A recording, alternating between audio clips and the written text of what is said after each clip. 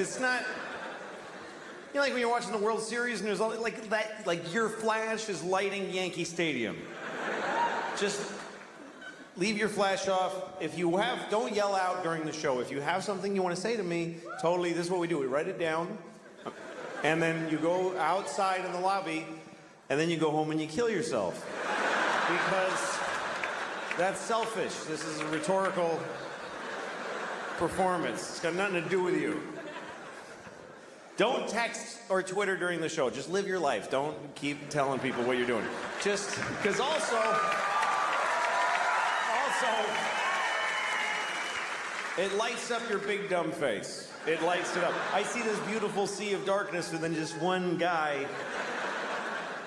So don't do that. What else? No Jews. I think they said that earlier, but they told me I have to say it. Jews aren't allowed. If you're Jewish, this is a good time to go. If you see somebody kind of Jewy looking, then please tell an usher, and they will. Sir, come on, let's go. Come on, let's go.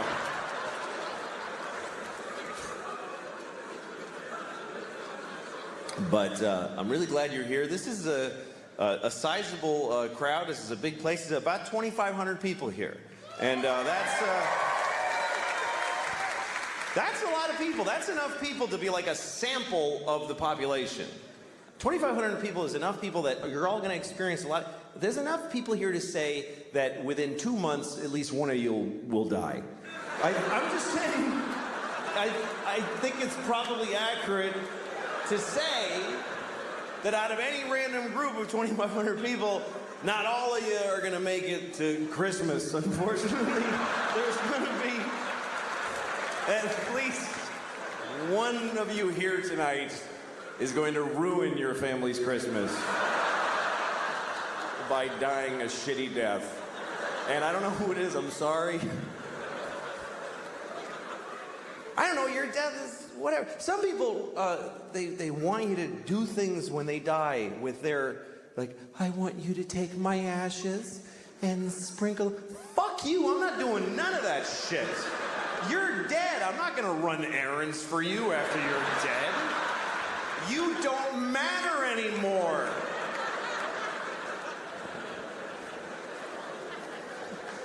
Some people try to do something, noble with their bodies. They try to have their bodies have some use after they're dead, which I think is a good thought. You're only borrowing your body. You're only borrowing everything. If your body's worth anything when you're done with it, you should pass it on. That's something I really believe. I mean, I'm not gonna do it.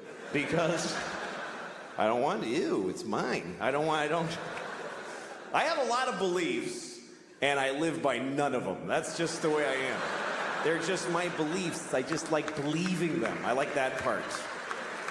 They're my little believies. They make me feel good about who I am. But if they get in the way of a thing I want, or I want to jack off or something, I fucking do that. But some people take their body. My grandmother, she, just for the layman, my grandmother, she gave her body to a medical school, so for it to just be examined and dissected, which is a good thought for that. But they're her survivors, or her family. That was a person. That was my grandmother. She used to wear glasses and say things. And now she's just shaved head on a metal table with a hungover medical student trying to dig out her pancreas, and he gets an F. Imagine being the body where the kid got an F on you. The teacher's like, no, you idiot. And he writes F on her tit with a Sharpie and just throws her down a chute on a pilot F body.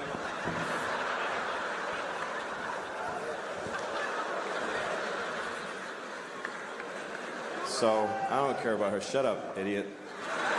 Just shut your fucking mouth. Did you hear me before?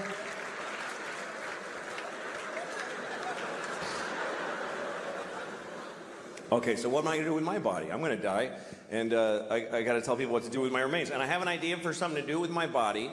or for other people to do with it, that will do good in the world. And it doesn't exist yet as like an institution, but I'm going to create it, starting with my body. And what it is, it's a place where you can go and be with a dead body, and you just do whatever you want.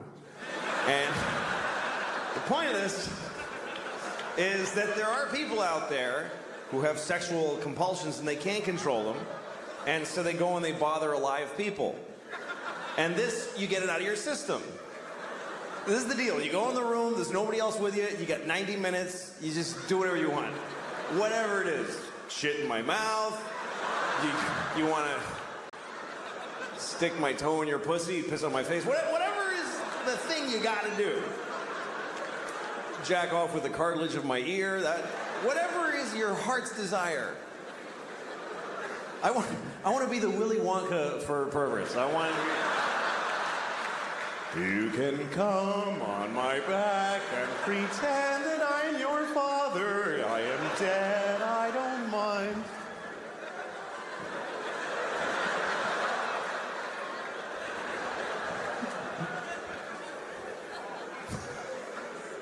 Well, you know, sexual perversion is a problem. You can't stop it. People got to do what they got to do, and you know, this country's pretty perverted. I mean, we have to jack off to everything.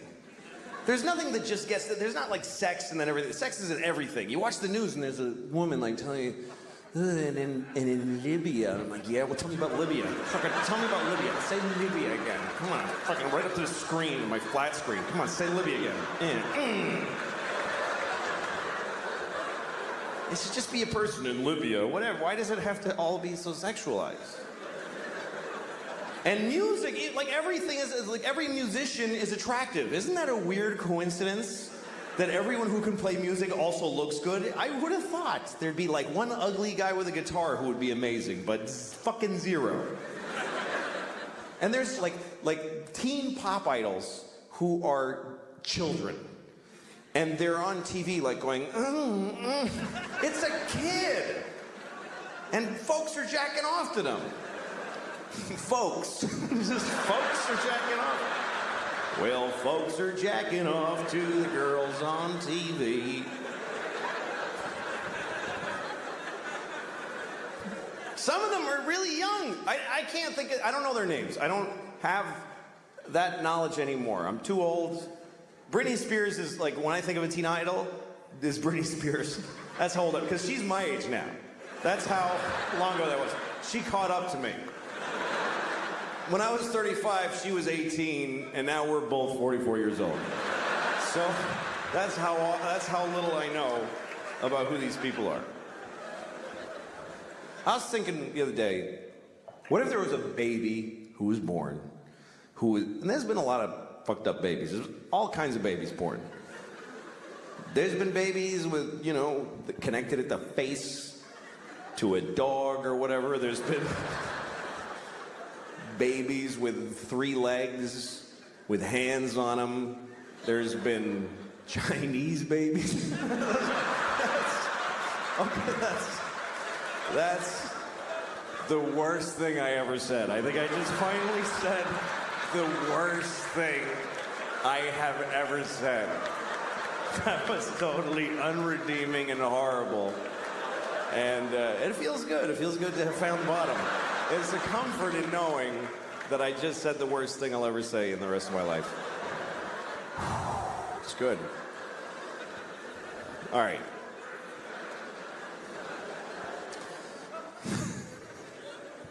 Yeah, I'm not a good guy. I am not. I wish I was a good guy. I like the idea of being a good guy. Sometimes I have an opportunity to be a good guy, but then I don't necessarily do it. I was on a plane once, and I was flying first class because I had a thing. I fly first class. Who cares? Just, that's the way it is. I'm not like you. I'm not. All the things you do, I do a better version of all those things. And it's only for another year at the most, believe me. It's not gonna last. It's been about 8 months. I got a year left, and then I'm back to being just like you. But for now, it's pretty good. So I'm in a first class seat, and first class is so crazily better. It's so much better. You get a bigger seat, you get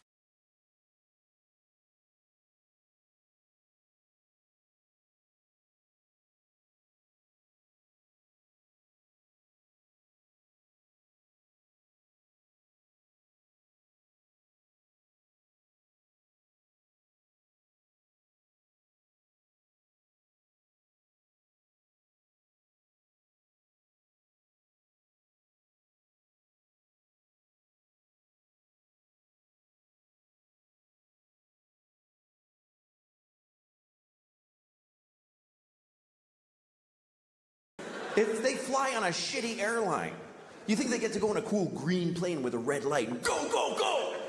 No, they just go to Delta and they just wait in line to go to a war. And they always fly coach. I've never seen a soldier in first class in my life. It could be a full bird colonel. He's between two fat guys in coach. And they're always nice. I've never seen a soldier get on a plane like, hey, I'm in the army. Fuck you. I have a gun. They're always like, oh, yes, sir. Thank you very much, ma'am. It's like having an extra flight attendant. They help everybody put their shit up. They're awesome. And every time that I see a soldier on a plane, I always think, you know what? I should give him my seat. It would be the right thing to do. It would be easy to do, and it would mean a lot to him. I could go up to him, hey, son. I get to call him son. Hey, son, go ahead and take my seat. Because I'm in first class. Why? For being a professional asshole. I'm in first class because I talk about babies with big dicks. That's what got me my seat. This guy is giving his life for the country, he thinks, and so he has to sit. But that's good enough. That's good enough. The fact that he thinks it. I'm serious. He's fucking told by everybody in his life system that that's a great thing to do, and he's doing it. And it's scary, but he's doing it, and he's sitting in this shitty seat. And I should trade with him. I never have. Let me make that clear. I've never done it once. I've had so many opportunities. I never even really seriously came close. And here's the worst part. I still just enjoyed the fantasy for myself to enjoy. I was actually proud of myself for having thought of it. I was proud. Oh, I am such a sweet man. That is so nice of me to think of doing that and then totally never do it. At least you should be good just to the people, just turn a good face to the people that you see in